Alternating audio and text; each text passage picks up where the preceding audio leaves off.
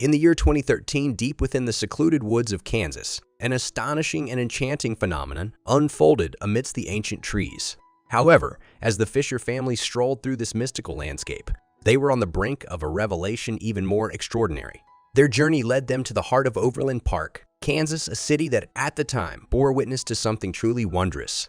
Nestled on the outskirts of the city, hidden within the dense woods, peculiar abodes began to materialize, almost miraculously. Explorers and visitors alike began to stumble upon minuscule doors scattered along the Tomahawk Creek Trail.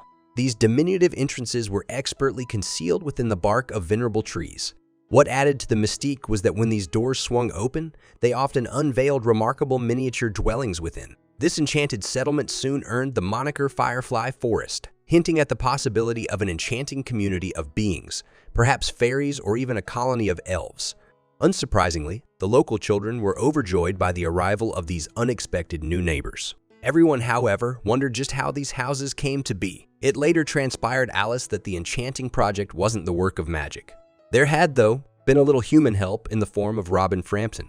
This single mom had just moved to Overland Park in 2012, and she was seeking respite from a particularly stressful divorce.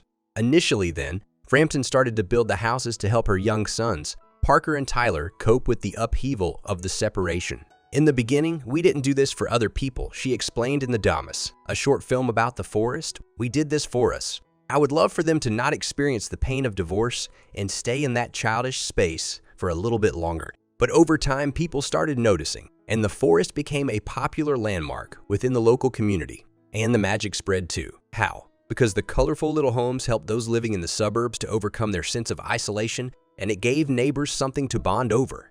Indeed, young and old alike were enchanted not only by the houses but also by the incredible detail contained within. Yes, these tiny rooms were decorated with miniature beds and pocket-sized furniture, while minuscule possessions hinted at their fairy tale occupants. In one teeny kitchen, Frampton had even placed a little kettle on the boil, using dry ice to create steam. It was touches like this that kept people coming back for more. One day, for example, a house would be filled with moving boxes, and the next, the boxes would be gone, and the rooms redecorated, signaling that a new magical little guest had just moved in. There was one other thing that the residents loved about the forest too. It contained a house where people could actually leave notes for the fairies, and so visitors to Firefly Forest left messages clipped to the tree, which Frampton gathered up when no one else was around. Naturally then, as word of the fairy houses spread, families enjoyed a visit to the enchanting community. But for Kelly Fisher and her family, the trip to Firefly Forest was especially magical and the start of a truly moving adventure. Why? Because sadly, Fisher's 3-year-old daughter, Allie, had passed away in 2013 following a battle with brain cancer. Now, Fisher often visited the forest with her husband and daughters to reminisce about the little girl who loved nothing more than the great outdoors. She had been especially fond of owls, so her family had nicknamed her Little Owl. Once then, Fisher left a note in Firefly Forest in memory of her daughter, and she signed it off with the words, "Love you, Little Owl." Frampton discovered the note, and she knew exactly what needed to be done. "I just thought, oh my gosh," she told CNN, "somebody's lost their child." Immediately, my thought was, of course, we'll make a door for her. It just seemed natural. It seemed like the right thing to do. And so, the next time the Fisher family visited the forest, a heartwarming surprise was in store.